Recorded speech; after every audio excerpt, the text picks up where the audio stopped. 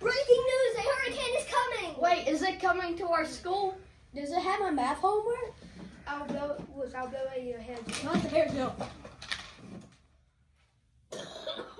Hurricanes have winds over 74 miles per hour. That's faster than Tillman running to lunch.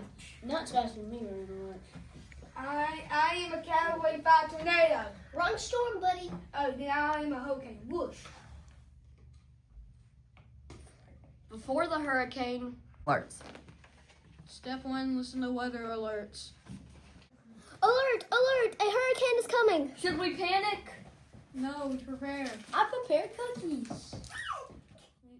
We need flashlights, batteries, food, and water. And stay inside when officials tell us to. And don't go out and say, I want to see it. No! During the hurricane. Whoosh, woo, whoosh, woo. Stay away from the windows. Like this? No! Go to a safe room, like a hallway or bathroom. Bring snacks to the safe room. But also water. If the power goes out, use flashlights, not candles. Fire plus wind equals bad decisions. After the hurricane. Bye, Hurricane William. Bye. Never come back again.